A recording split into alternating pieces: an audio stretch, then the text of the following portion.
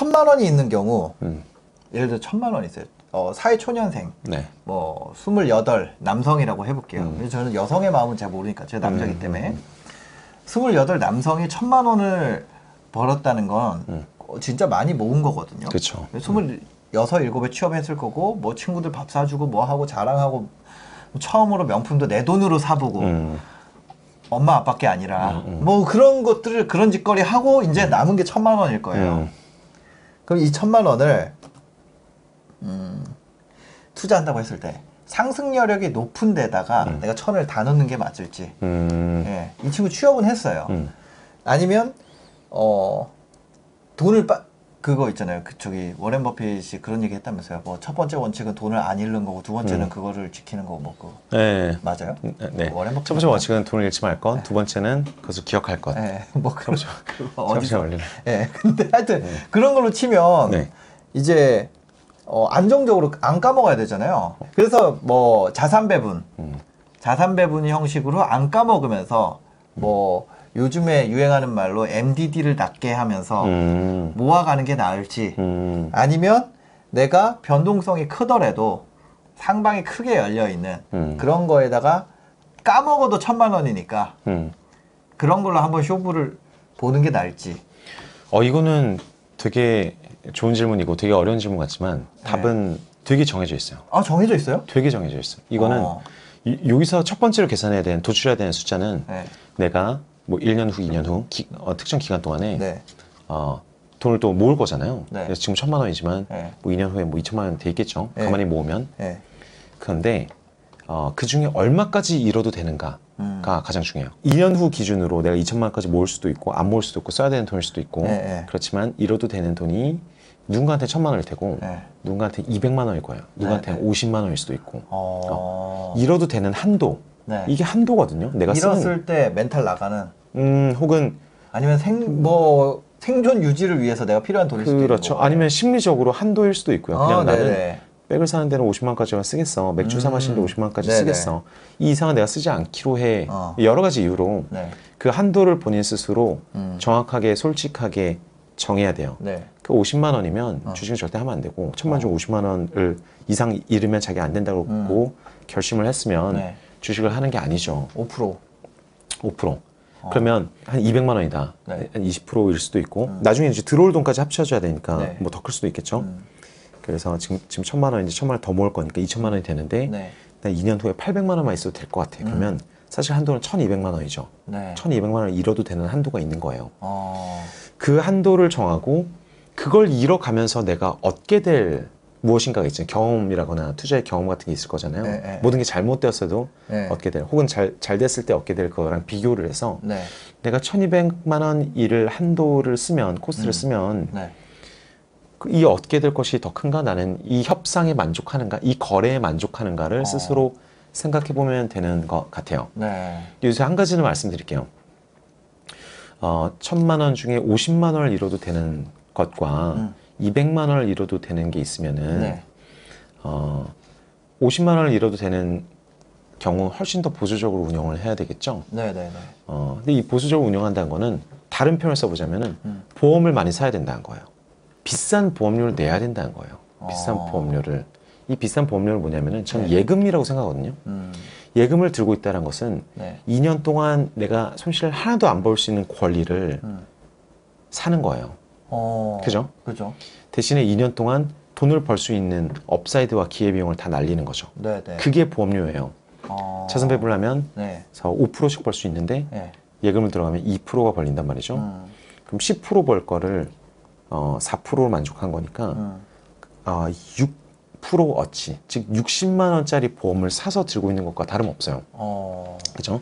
비싼 보험이 되는 거죠. 근데 자기가 지켜야 되는 돈이 그냥 손실 볼 수 있는 한도가 적으면은 그 안에서 비싼 보험료를 내고 잘 활용을 해야 되는 거고 한도가 더 크다고 생각하면은 더 조금 공격적인 투자를 해볼 수가 있죠. 너무 공격적이면 안 되겠지만.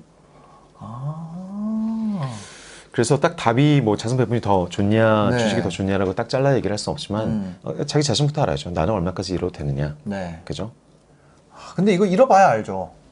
나 얼마까지 잃어도 되는지 잃어봐야 알아요. 네. 그럼 거기 교육비를 좀 내보는 거죠. 100만까지. 100만 원까지 잃어보고 나 괜찮네. 그럼 더 잃어보고 더 잃어보고 이렇게 하죠. 그렇죠. 근데 50만 원만 잃기로 했는데 네. 200만 원을 잃어보면은 자기 자신과의 어떤 원칙을 어긴 거잖아요. 네. 한번 재무적이라는 거는 네. 돈적인 건 한번 약속을 깨기 시작하면 계속 깨거든요. 네. 그죠? 그죠. 그렇지 않습니까? 네. 그런 거 좋지 않은 습관이죠. 그럼 이런 경우에 예를 들어 내가 한번 승부를 봐야겠다. 나는 마이너스, 그러니까 1000만 원 중에 반토막 나도 괜찮아. 그래서 내가 목표는 한 1억이야. 이런 경우에 어떻게 해야 돼요? 거의 그렇거든요. 그거는 투기와 투자에 대한 얘기를 좀 나눠봐야 될 것 같아요. 투기와 투자에 대한 얘기? 네. 투자는 제가 이 책에서 그 정의하는 투기는 뭐냐면 좀 심리적으로 나눠봤어요. 네. 대상이 중요한 게 아니라 주식하면 다 투자를 한다고 생각하고 자산 배분하면 다 투자한다고 생각하지만 네. 사실 굉장히 조급하게 아무 생각 없이 일확천금을 꿈꾸면서 네. 더 이상 리서치할 생각도 안 하고 확 지르는 것은 네. 성급하게 지르는 것은 다 투기라고 할 수가 있어요. 그 대상이 뭐라고 할까? 그 미술품이건 부동산이건 심지어 미국 국채여도 내가 조급하게 레버리지 써서 그냥 대충 뭐 아무렇게나 대라라고 사버린다면 그건 투기죠. 그죠? 아무렇게나 대라. 그런 경우 많죠. 그렇죠. 누가 이번에 그거 뭐 사보래. 이거 있잖아요. 네. 그렇죠. 그 대상이 아무리 건전한 것이어도 그죠? 그게 책이어도 심지어 책 1000권을 사면 저게 2배가 날 것 같아라고 해서 책을 사더라도 그런 말도 안 되는 기준으로 성급하게 그죠. 돈을 벌려고 사면 투기가 돼버리는 거죠. 대상이 중요한 게 아닙니다. 투기를 하면 무조건 저는 망한다고 생각하고요. 그러면 주식도 제가 보았을 때는 잘 못하시는 분들이 특징이 그냥 성급하게 사요. 투자는 뭔가 계획이 있는 거잖아요. 데이터가 있는 거잖아요. 자기 경험치가 쌓여서 성공하리라는 확신이 있는 거잖아요. 심지어 제 책에도 나오는지 이제 경마도 대표적인 투기 종목인데 스페큘레이션이고 가면 완전히 아무 막건이나 사가지고 대충 오늘 어떻게든 되라. 내 인생 끝장 났다. 라면서 대부분 사람들이 그런 사람들이에요. 즐기려고 오신 분 거의 없고 다 인생이 너무너무 절박한 상황에서 더 마지막 투기를 하고 계신 거란 말이죠. 그런데 경마왕이 있어요. 경마왕. 경마왕으로 유명하신 분이 이게 2001년도에 누가 홍콩 경마장에서 2억 5천을 넣어갖고 180억을 땄어요. 180억을 땄는데 돈을 안 찾아간 거예요. 왜요? 그래서 잊어버렸나 했는데 나중에 보니까 편지까지 왔어요. 그 180억은 그 기부에 써주세요. 나중에 이 아저씨가 봤더니 그때 이미 홍콩에서 1조 이상을 돈을 벌었어요. 데이터만 가지고 경마를 해서. 근데 180억짜리는 1, 2, 3등을 3번 연속 맞춘 거였거든요. 그런 거는 돈을 받아가면 홍콩 사람들이 싫어하고 자기 정체가 탄로난다 그래서 180억짜리는 잘 수집을 안 해갔던 거죠. 너무 커서 너무 커서 내가 작게 이렇게 내가 가져온 거는 티가 안 나는데 그쵸. 너무 큰 거를 맞춰버렸어.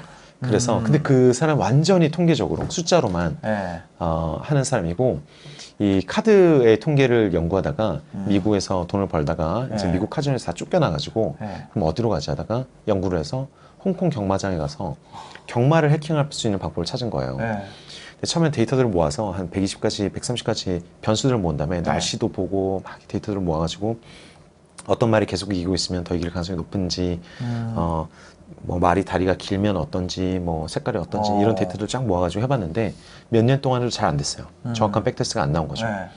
그러다가 나중에 훨씬 더 복잡한 모델을 만들었는지 훨씬 간단한 모델을 만들었는지 이걸 잘 되는 방법을 발견하기 시작해서 아직도 정확히 모릅니다만 그래서 엄청난 확률로 한 장을 사는 게 아니에요. 이런 확률에 맞춰서 이거는 이 수천 장을 사는 게 이익이다. 확률적으로 이익이라 해서 그걸로 확률적으로 돈을 번 거죠. 그러니까 그런 거 하더라고요. 그 옛날에 우리나라에 로또 나왔을 때 그때 그런 거 있었거든요. 이게 814만 분의 1. 그 전에는 뭐 숫자 하나 적었나 뭐 그래가지고 이거를 로또를 해가지고 다 산 거예요. 막 그래서 무조건 당첨될 수밖에 없게. 뭐 그런 식으로. 근데 이중 당첨되면 망하는 거잖아요. 누가요? 그 1등이 2명 나오면 망하는 거잖아요. 몰라요. 하여튼 그래가지고 그거 로또로 해가지고 그거 한 그 아래 나왔었어요. 근데 이것도 미국의 셀비 부부라고 유명한 이제 복권으로 100억 정도를 버신 부부가 있어요. 진짜요? 이 부부가 60대에 편의점 하시다가 완전 시골 마을에서 편의점 하시다가 은퇴를 하고 독특한 그 로또가 나온 거죠. 네. 뭐였냐면 1부터 49까지 숫자 중에서 6개를 네. 고른 것까지는 똑같은데 1등이 6개를 다 맞춘 사람이 20억을 받는 네. 로또였는데 이게 2월이 돼요. 1등이 없으면 2월이 되는 구조인데 특이한 이제 롤다운이라는 구조가 있었어요. 50억이 넘어간 상황에서 이번 판에도 1등이 안 나오면 2등이 원래 2등, 3등, 4등이 받을 돈이 10배로 늘어나요. 4등이 3개 맞춘 네네. 거면 5달러를 받아야 되는데 네. 50달러를 받아요? 50달러로 늘어나고 3등은 100달러를 받아가게 되어 있는데 1000달러로 늘어납니다. 10배로 늘어나요. 이 아저씨가 이거를 기사에서 읽자마자 계산을 해본 거죠. 네. 4등을 할 가능성은 57분의 1. 네. 57분의 1. 3등을 할 가능성은 1500분의 1인데 이런 2월이 발생해서 롤다운이 발생할 수 있는 시기에 한다면 1500달러를 투자한다면 대충 여기서 하나 정도가 걸려서 1000달러를 회수할 수가 있고 이쪽에서는 대충 뭐 한 25개 정도를 회수해서 이쪽에서는 또 1000달러 정도를 회수할 수가 있다는 생각이 들었어요. 그러면 1500달러 투자해서 2000달러 이상의 어떤 통계적 이점이 생기는 거죠. 많이 살수록 이득이죠. 통계적으로 이겨놨으면. 그렇죠. 그때부터는.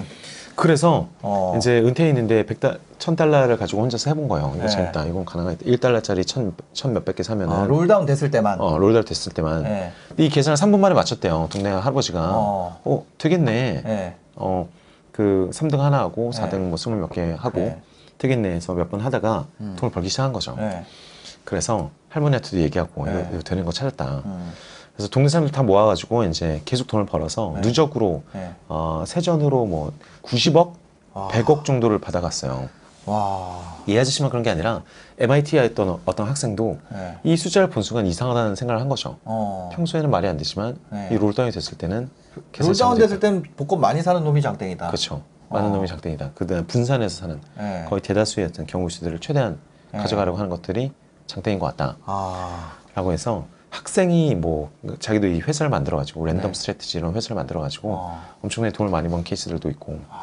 그래서 제가 이제 투기와 투자는 여러분 이런 복권을 하고 있는 사람들도 데이터를 보고 하는 사람 저는 투자라고 생각하고요. 그죠? 네네. 주식을 하고 있는데 그 건전한 가치주를 하고 있는데도 성급해가지고 돈 확 빌려갖고 다 넣은 사람은 저는 투기라고 생각합니다. 맞네요. 그래서 우리가 기도를 해야 되는 거는 내가 복권 하나 사는데 대박이 나라. 내가 주식 하나 대충 샀더니 대박이 나라를 기도하는 게 아니라 이렇게 확률적으로 계속 먹을 수 있는 황금의 기회를 내 눈으로 발견하기를 기도해야 되는 거죠. 저 그런 거 있었어요. 저 옛날에. 지금도 하고 계시잖아요. 지금요? 지금 지금은 없습니다. 그리고 중요한 것 같아요. 그런 거. 그거가 한번 발견되면 그게 진짜 그거 완전 아멘이에요. 진짜. 그죠. 그거를 아멘이죠. 발견해야죠. 그 얘기 있잖아요. 누구나 계획은 있다. 처맞기 전까지. 저는 처맞기 전까지는 계획이 있어야 된다 생각해요. 처맞고 나서 계획을 바꾸면 되지. 그렇죠. 근데 생각해보면 그거예요. 처맞기 전까지는 계획이 있는 거잖아요. 이 할아버지는 자기가 딱 대충 리스크가 보이니까 그 통제하에서 이걸 하기 시작했어요. 주위 사람들이 얼마나 많이 같이 그 기사를 봤을 것이며, 그죠? 전국 사람들이 다 봤을 거 아니에요. 맞아요. 그런데 아무도 안 한 거예요. 왜? 처맞는 것에 대한 공포가 너무 커서. 맞아. 어떨 때 너무 쓸데없이 커서. 말씀하신 대로, 이건 맞으면 좀 아프겠는데 한번 해보자 하면은 혼자만 하고 있는 거예요. 콸콸 벌 수 있는 기회를. 당연히 맞긴 맞죠.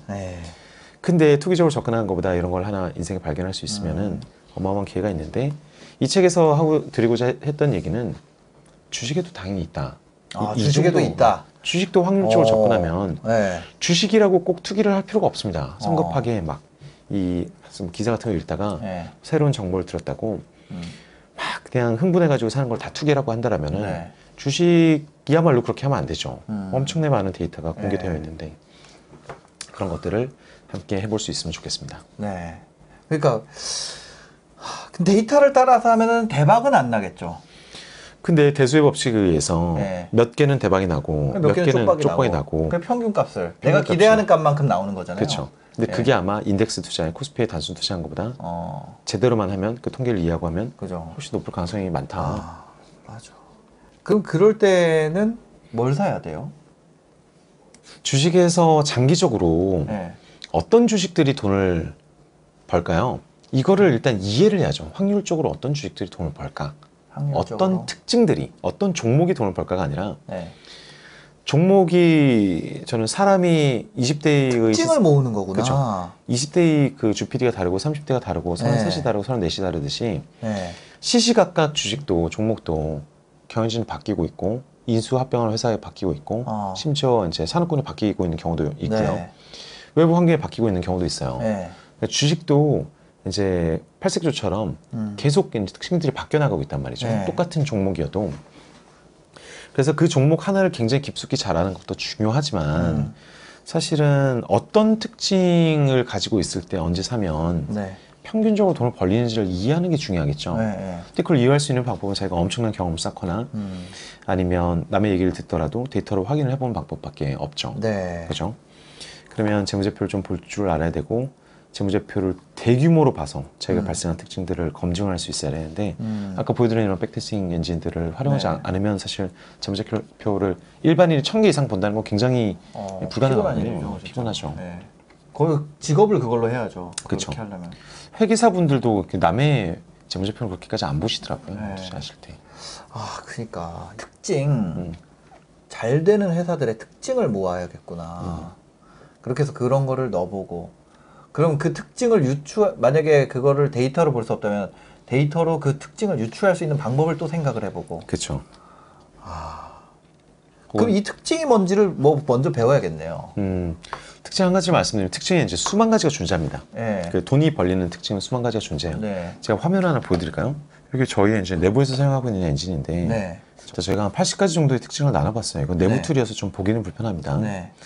이렇게 본 거죠. 회계이익이 없을 것, 회계적인 이익을 추가로 만들어둔 것이 없을 것, 뭐 총자산 회전율 증가, 뭐 영업현금 흐름 증가 이런 것들을 가지고 전 세계 이제 인덱스에서 한국 S&P 500, 나스닥 100, 일본, 중국 CSI 300, 유로스탁스 같은 데서 이런 특징을 가진 회사들을 6개월 단위로 투자를 하면 그렇지 않은 주식들보다 연평균적으로 이 데이터를 다 확인한 사후에 6개월간 수익률이 더 좋냐 안 좋냐를 다 계산해 본 거죠.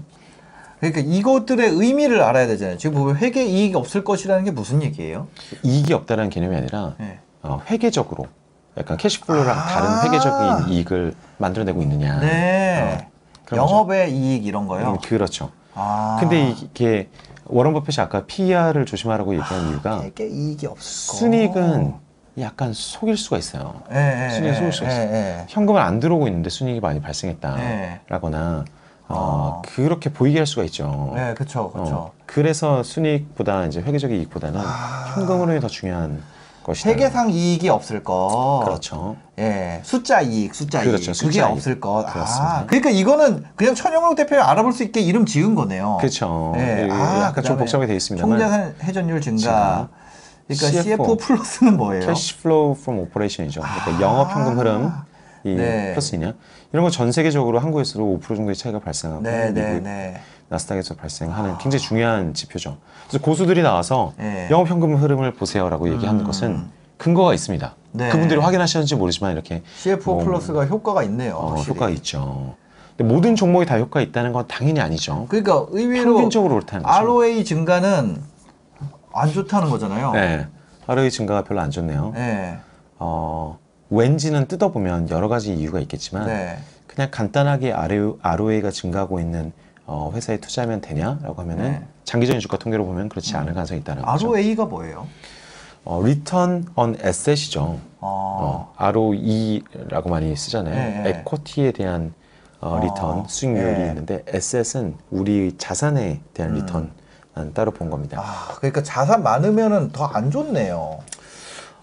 ROA니까 자산의 수익률이 증가하고 있으면은 통상은 좋은 걸로 보는데 뭔가 여기서 봤을 때는 그 노이즈가 껴있다는 거죠. 이거 자체로는 이것만 발라봤을 때는 왜냐면 제 생각에 이거 PBR이 높은 종목들이 여기 많이 꽂혀 있을 것 같고 그래서 그것들이 성과가 안 좋았기 때문에 최근까지는 성장주의 시대였잖아요. 그래서 이런 식으로 나왔고 앞으로 만약에 금리가 올라가고 그런 시대가 되면 ROA 증가가 또 좋은 시대가 오지 않을까. 그럴 수 있죠. 그럴 수 있죠. 뭐 그런 식으로.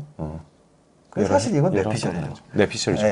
뜯어보면 종목들을 찾아봐서 더 이제 멀티팩터 분석을 해보면 가능할 것 같고 부채 비율 150 이하 같은 것들은 나스닥에서도 중요했구나. 그러니까 이런 것들을 다 이해해야 되잖아요. 일단 기본적으로 단어는 이해해야 될 거 아니에요. 영어 잘하려면 단어는 알아야 되니까. 그렇죠. 알면 할수록 좋죠. 네, 부채 비율이 뭔지, 매출액이 뭔지, 잉여 현금 흐름이 뭔지 이런 거 일단 단어는 알아야 될 거 아니에요. 그렇죠. PRR은 뭐예요? PRR은 R&D랑 시가총액이랑 비교한 겁니다. 즉 PRR 15 이하라는 거는 시가총액 대비 15분의 1 이상의 네. R&D를 하고 있느냐. 프라이스 R&D 비용 레이시오구나. 맞습니다. 저희가 이제 파이낸셜 스테이트먼트를 보면 뭐 재무제표 보시면 됩니다. 여러분들이 재무제표 찾아보시면 이제 엄청나게 많은 숫자들이 있잖아요. 이 숫자가 다른 숫자들과 어떻게 관련이 있는지를 다 숫자로 보고 머릿속에서 다 계산한다는 건 거의 불가능하기 때문에 우리가 중요하게 생각하는 것들을 요약해서 뽑아서 어느 정도라도 이제 설명이 가능한 영역으로 보는 거죠. 그래서 아까 회계가 없을 것, 총자산 회전율과 CF 플러스 이런 것들을 뒀는데 개별 종목마다 이런 것들을 확인해서 여기에 패스 논 패스를 넣어놨네요. 10, 10, 그쵸. 10 이렇게. 패스가 있냐, true냐, false냐를 봐서 이런 거에 여러 개에 해당하고 있으면 점수가 높다라고 생각을 해볼 수도 있는데 그러니까 저희가 좋은 종목이라는 얘기를 막 예언처럼 이거 다 해당돼야 돼요가 아니라 굉장히 다각도에서 볼 수가 있어요. 굉장하다는 거는 정말 끝도 없이 많은 방법으로 종목이라는 것을 바라볼 수가 있는데 일반인들이 공부를 하심에 있어서는 주식을 너무 간단한 것으로 치부하지도 마시고 그렇다고 이 전문가들이 하는 너무 어려운 얘기 너무 현혹되지도 마시고 그러니까 여러분들 올림픽을 보시면 100m 달리기 빨리 하려고 그걸 토대로 경쟁을 하고 있으니까 그걸 이해하고 있으면 재밌잖아요. 재무제표를 이해하게 되면 모든 기업들이 어떤 레이스를 하고 있고 어디서 이기고 있고 지고 있는지를 알 수가 있거든요. 근데 그런 것들을 나중에 언젠가 저희가 되게 쉽게 편리하게 분석할 수 있는 걸 다 갖다 드릴 테니까 조금씩 공부해 보는 게 좋을 것 같아요. 자기 회사 것도 보고 남의 회사 것도 보고 경쟁사 것도 보고 그렇게 시작해 보는 게 어떨까 싶습니다. 그렇게 하면 중수 투자자가 될 수 있지 않을까? 기업이 무엇인지를 이해하게 되는 거니까. 알겠습니다. 주식 투자로 돈을 벌려면 당장 버려야 하는 잘못된 습관들 어떤 게 있을까요? 투자가 감에서 온다는 착각. 남의 얘기를 들으면 운도 따른 것처럼 보이지만 자기 인생에서는 이렇게 감에 의존한 투자로 성공하는 사례가 없을 거예요. 반복이 안 되니까. 반복이 불가능한 것들이고 정작 크게 터질 때는 돈을 많이 못 들어가 있을 것이고 돈을 평소에 이런 공포 때문에 못 먹을까 봐 공포 때문에 더 성급하게 더 많이 들어간 것은 항상 나쁜 결과가 나올 것이고 왜 나한테만 이렇게 나쁜 일이 발생할까? 남들은 다 운이 터진다는 데라고 믿고 있지만 100만 명한테 물어보면 99.9만 명은 다 그거를 이런저런 식으로 반복하다 보면은 전혀 좋은 결과로 이루어지지 않습니다. 그것만 버려도 상위 30%에 들어가는 거예요. 행복해지는 방법이 있거든요. 생각을 이렇게 하는 거예요. 내가 특정한 의사결정을 했는데 그게 베팅일 수도 있어요. 근데 잘 됐을 때 이쪽에서 이렇게 얻을 수 있죠. 근데 잘 되는 걸 생각하는 게 아니라 잘 안 됐을 때 생각해 본 거예요. 케이스 A, B가 있는데 무슨 베팅을 했어요. 베팅했을 때 잘 안 됐을 때 난 얼마나 후회할까. 그리고 베팅을 안 했을 때 알고 보니 터졌어. 후회할 때 B의 케이스는 나 얼마나 후회할까. 그래서 후회를 비교하는 거예요. 후회의 크기를 비교한다. 후회의 크기를 비교해. 재밌게도 아마존의 제프 베조스도 트레이더 출신이어서 제프 베조스도 그 얘기를 해요. 후회 최소화의 법칙이라고. 어떤 무서운 결정이 있을 때 도전할까 말까? 도전 안 해서 생기는 후회. 도전했다가 망해서 생기는 후회 비교했다가 도전했다 망하는 거 생각해보니까 큰 후회 아닌 것 같다. 잘 생각해보니까. 이렇게 하면 어떤 결과가 되냐면요. 수리적으로 한 번 운이 좋고 한 번 운이 나쁜 걸 계속 반복하면은 그래도 자기가 가진 어떤 통계 내에서는 덜 후회하는 쪽을 계속 선택하고 있는 거잖아요. 그죠? 이걸 계산을 안 하면 어떤 현상이 생기냐면은 후회를 훨씬 더 많이 할 수 있는 걸 검토를 안 해보고 성급하게 저건 당장 사야 돼. 에이 저런 걸로 돈 못 벌어. 했다가 자기 스스로한테 물어보니까 나중에 너무 후회가 되는 거야. 그때 친구 따라 샀어야 되는데 그때 괜히 친구 따라 샀단 말이지. 이렇게 후회할 줄 몰랐다를 평생 어마어마한 후회가 계속 미련으로 남게 되는 거예요. 그러니까 행복하기 힘든 거죠. 자기가 비교를 해본 적이 없으니까. 의사결정을 제대로 한 적이 없어서. 그러니까 이게 그런 것 같아요. 지금 제가 얘기를 듣다가 이런 생각이 들었는데 옳은 결과가 그러니까 좋은 결과가 좋은 선택을 의미하는 건 아니다. 아니죠. 맞습니다. 대박 났다 그래서 좋은 선택을 한 게 아니잖아요. 중요한 얘기죠. 그죠. 선택하는 단계에선 결과를 모르니까. 근데 그거를 결과로 내 선택을 평가하는 것을 계속 하다 보면 나는 불행한 사람이 되는 것 같아요. 왜냐면 인생에서 성공이 특별한 거기 때문에 귀한 거지 실패가 흔하기 때문에 천대받고 근데 내가 결과만 가지고 계속 나의 결정을 뒤돌아본다면 그럼 나는 만약에 성공이 10%라 그러면 90% 확률로 불행한 사람이잖아요. 선택한 것마다 다 멍청한 거고. 그래서 저는 지금 이 후회 최소화의 법칙이라는 건 네. 내가 결과를 알기 전에 하는 선택 그쵸. 방식이기 때문에 그쵸. 굉장히 의미 있는 선택의 방식이 아닌가 이런 생각이 들어요. 맞아요. 네. 두 번째 버려야 될 습관은 결과를 보고 후회하는 습관. 결과를 보고 네. 이미 너무 늦은 거죠. 네, 그거 결과를 보고 후회하는 습관을 하지 말고 사전에 후회를 비교해보고 이것을 그쵸. 선택할 결과를 모르는 상태로 선택하는 훈련을 좀 많이 해야겠네요. 맞습니다. 네. 네, 세 번째는 어떤 게 있나요? 세 번째로는 사람이 온갖 종류의 편향에 휘둘리잖아요. 네. 그 중에 하나가 과도한 자신감. 아, 자기가 하면은 당연히 잘 될 거라고 생각한다. 네. 그게 뭐 또 남자의 매력이고 자신감이고 또 그런 거 아니겠습니까? 그게 직원들이 힘들어지는 이유죠. 아, 그렇죠. 대표의 과도한 자신감. 그렇죠. 그렇지만 또 그런데 어쨌든 투자에서는 그렇게 하면 안 돼요. 대표님. 아니야. 투자에서는 절대 예. 과도한 자신감 쓰면 안 됩니다. 예를 들어서 예. 남자 100명한테 네. 내가 이 100명 중에 운전이 상위권이다라고 생각하는 손들어 그러면 80명이 손들어요. 저 손들 것 같아요. 80명이 손들 것 같아요. 100명 중 80명이 자기가 상위권이라고 생각하는 거예요. 그렇죠. 그죠? 저는 저만큼 안정적으로 운전하는 사람은 없을 그죠. 것 같거든요. 그죠. 네. 그러니까 그게 진실이건 아니건 네. 100명 중 30명은 지금 잘못 판단하고 있다는 거예요. 최소 30명은 착각하고 있다는 거예요. 그죠.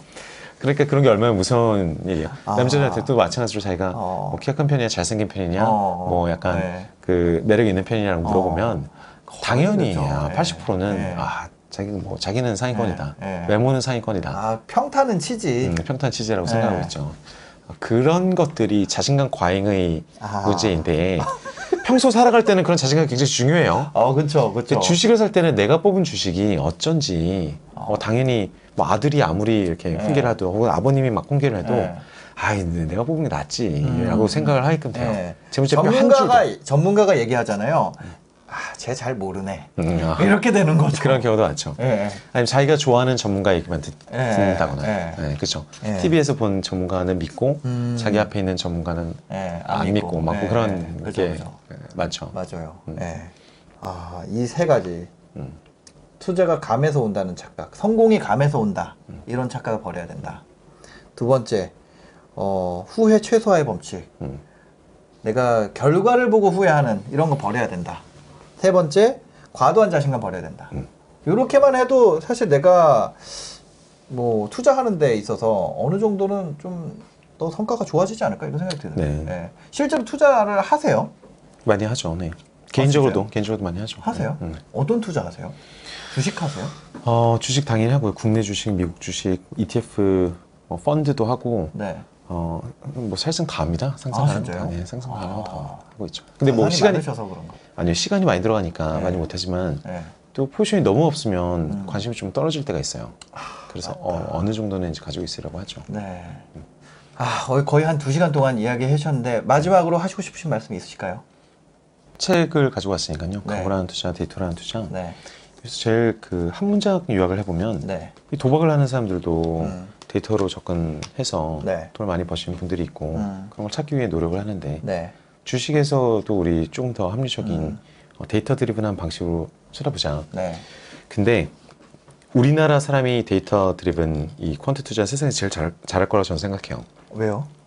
우리나라 사람들은 게임을 배울 때도 이 공략집 막 엑셀 테이블 다 보고 맞아요. 범위랑 이런 것들을 계량적으로 해서 최선을 다하고 무조건 이기려는 경향이 있거든요. 근데 그게 부모님들은 비웃으셨지만 제가 봤을 때는 이게 투자를 잘할 수 있는 어마어마한 기본 교양이에요. 게임을 잘한다는 것은. 그렇죠? 그렇기 때문에 그 에너지를 한 반 정도만 투자에 사용한다면은 게임도 계속 해야 하니 게임 회사로 먹고 사니까 투자에 사용하게 된다면 우리가 그 많은 게임을 하면서 익혀왔던 이 합리적 마인드를 매크로를 돌리고 이런 게 다 시스템 트레이닝인 거잖아요. 그런 것들을 투자에 본격적으로 사용해 본다면 대한민국 국민이 유대인들을 더 뛰어넘는 이 IT의 세상에서 최고가 될 수 있지 않을까?